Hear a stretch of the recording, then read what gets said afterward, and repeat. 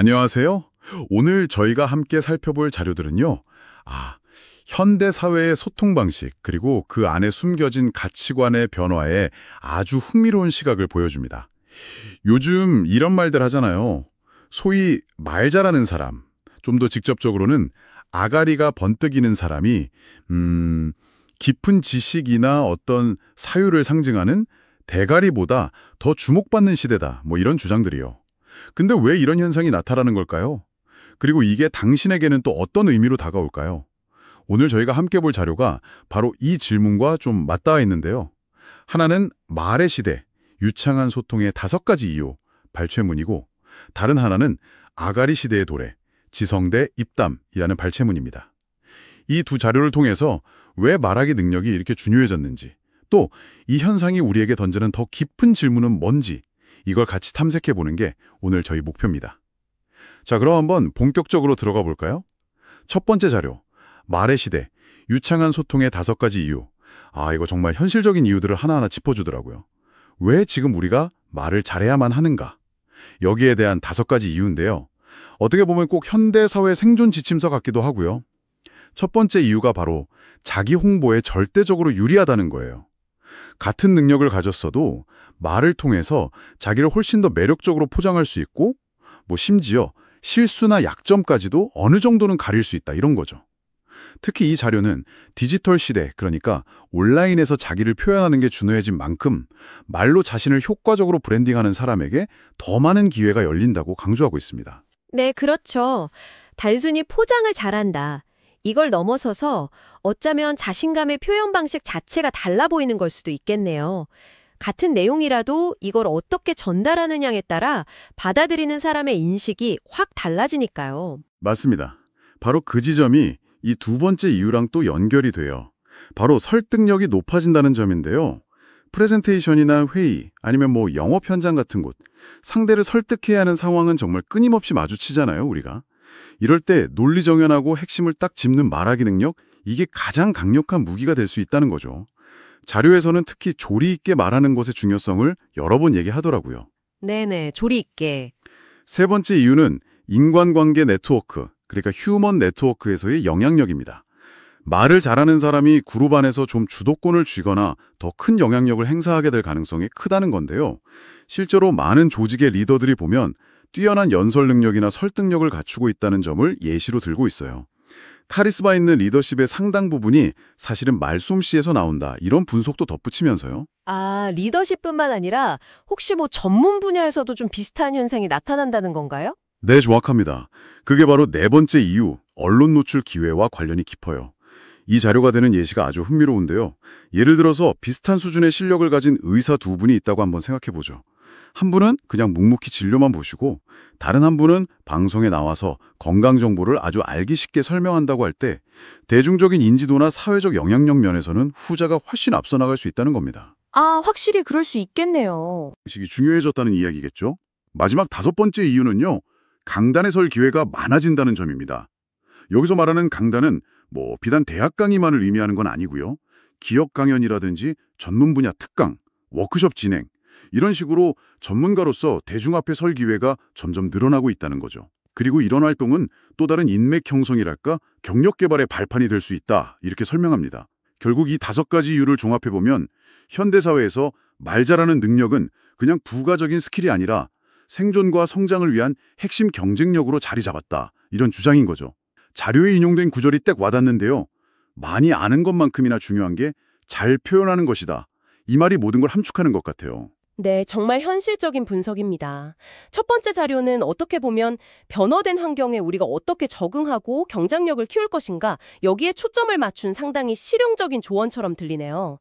그런데 당신이 함께 보내주신 두 번째 자료 있잖아요. 아가리 시대의 도래, 지성대 입담.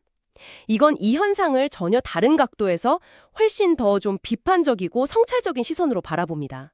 심지어 이 현상 때문에 특정 집단이 느끼는 어떤 감정적인 동요까지 깊숙이 파고들고 있죠. 감정적인 동요요? 그건 구체적으로 어떤 감정들을 말하는 건가요? 네, 이 두 번째 자료는 소위 빅마우스, 특히 좀 자극적인 발언으로 인기를 끄는 아가리 유튜버 같은 인물들이 부상하는 현상을 아가리 시대의 도래라고 이름을 붙여요. 그러면서 과거의 지식, 논리, 깊이 있는 사유 이런 걸 중시했던 대가리의 시대, 즉 지성의 시대가 저물고 있다. 이렇게 좀 도발적인 진단을 내놓죠. 여기서 중요한 것은 단순히 말을 잘하는 사람이 성공한다. 이 사실 자체가 아니에요. 오히려 어떤 종류의 말이 지금 각광받고 있는가 이 점에 주목해야 합니다. 이 자료는 깊이 있는 분석이나 논리적 엄밀함보다는 즉각적이고 강렬한 입담, 때로는 노골적인 조롱이나 선동에 가까운 오락적인 말이 대중에게 더 강력하게 먹힌다는 현실을 아주 신랄하게 비판합니다. 그러니까 예전에는 저 사람 참 똑똑하다, 분석이 날카롭네 이런 평가가 중요했다면 이제는 저 사람 말 진짜 사이다다, 속 시원하게 욕해주네 이런 반응이 훨씬 더 뜨겁다는 거죠. 듣고 보니 단순히 말하기 방식의 변화가 아니라 어떤 가치 평가의 기준 자체가 좀 흔들리고 있다는 그런 지적이군요. 그렇습니다. 그리고 바로 이 지점에서 전통적인 의미의 지식인이나 전문가들이 느끼는 복잡한 감정들이 드러나요. 자료는 이들이 깊은 좌절감과 분노, 때로는 성공한 빅마우스들에 대한 질투심까지 느낀다고 묘사합니다. 수년간 땀 흘려서 쌓아온 연구 성과나 깊은 사유의 결과물이 너무나 자극적이고 때로는 왜곡되거나 부풀려진 몇 마디 말에 쉽게 묻혀버리는 현실, 여기에 대한 깊은 씁쓸함이죠. 자료에는 이런 고백도 나와요. 나도 저들처럼 좀 더 자극적으로, 좀 더 공격적으로 말해야 하는 걸까? 내 주장을 과장하고 부풀려야만 사람들이 들어주는 걸까 하는 심각한 고민에 빠진다는 겁니다. 와, 정말 솔직한 고민이네요. 어떤 학문적 양심과 대중적 인기 사이에서의 갈등처럼 들리기도 하고요. 그럼 자료에서는 왜 대중들이 그런 자극적인 말에 더 끌리는지 혹시 그 분석도 제시하나요? 네, 중요한 질문인데요. 이 자료는 이런 현상이 단순히 몇몇 빅마우스들의 개인적인 성공담이 아니라 우리 사회 전반의 인식 변화, 특히 미디어 소비 행태의 변화와 아주 깊숙이 연관되어 있다고 분석합니다. 과거에는 전문가의 어떤 신뢰성 있는 정보나 근거 있는 분석에 귀 기울이고 이걸 통해서 복잡한 세상을 이해하려는 경향이 상대적으로 강했다면요. 지금은 정보의 진위나 논리적 타당성보다는 누가 더 통쾌하게 할 말을 하는가, 누가 더 나를 즐겁게 해주는가, 이게 컨텐츠 선택의 중요한 기준이 되었다는 겁니다. 정보 습득보다는 어떤 감정적 해소나 즉각적인 자극을 추구하는 경향이 강해졌다는 거죠. 심지어는 명백한 허위 정보나 음모론, 막말조차도 재미와 자극을 준다는 이유로 쉽게 소비되고 확산되는 현실을 매우 우려 섞인 시선으로 바라봅니다. 사실 확인 과정은 생략된 채 즉각적인 반응과 좋아요 수가 모든 것을 판단하는 기준이 되어버린 듯한 세태를 꼬집는 거죠. 첫 번째 자료가 제시하는 말하기 능력의 현실적 중요성도 분명 일리가 있지만 방금 말씀하신 그 두 번째 자료의 비판 지점들을 들으니까 이 현상이 가진 명암이 훨씬 더 뚜렷하게 다가오네요. 단순히 말 잘하면 성공한다 이 차원을 넘어서 어떤 종류의 말이 성공하고 그 과정에서 우리는 무엇을 얻고 또 무엇을 잃고 있는가 하는 좀 근본적인 질문을 던지게 되는 것 같아요. 그래서 이 상반되는 두 관점을 종합했을 때 우리가 주목해야 할 핵심은 뭘까요? 바로 그 지점이 이 두 자료를 함께 놓고 깊이 생각해 볼 만한 부분입니다. 두 자료는 결국 말의 힘이 그 어느 때보다 강력해진 시대를 살고 있다는 현실을 각기 다른 렌즈로 비추고 있는 셈이죠. 첫 번째 자료의 주장처럼 효과적인 소통 능력, 즉 자신의 생각과 정보를 명확하고 설득력 있게 전달하는 능력, 이건 현대사회에서 강력한 경쟁력이자 필수적인 도구임이 분명합니다.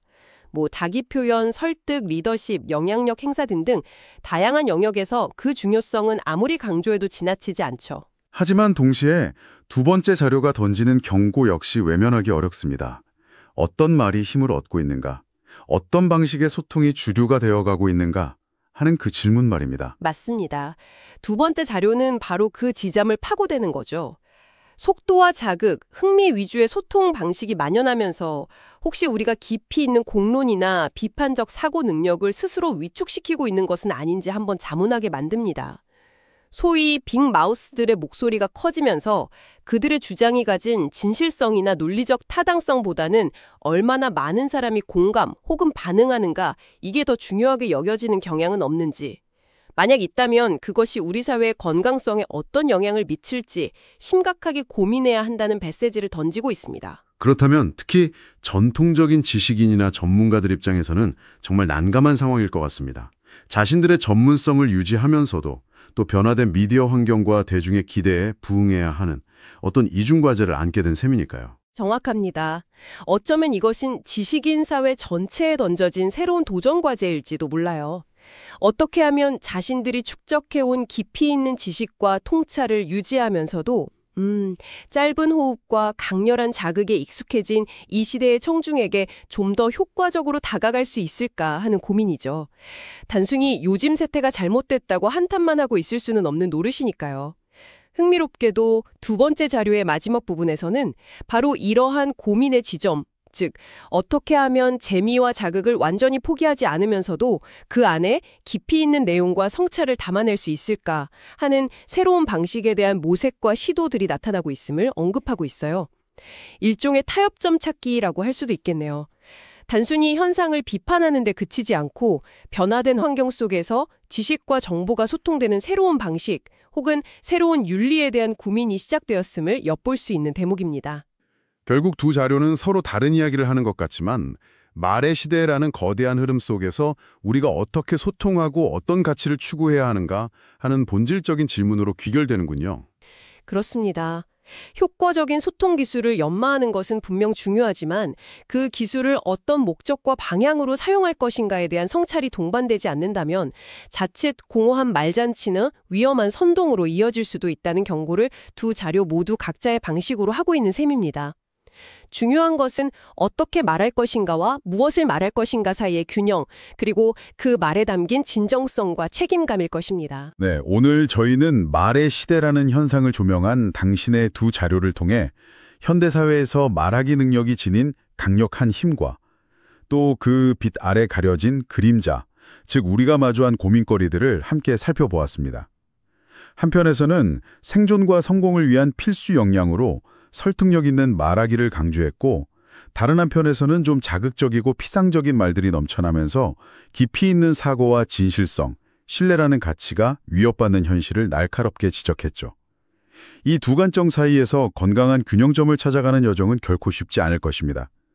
변화하는 미디어 환경 속에서 어떻게 하면 효과적으로 소통할 수 있을지 고민하는 동시에 그 소통이 궁극적으로 우리 사회를 더 나은 방향으로 이끌기 위해 어떤 가치를 담아야 하는지에 대한 깊은 성찰이 우리 모두에게 필요한 시점이라는 생각이 듭니다.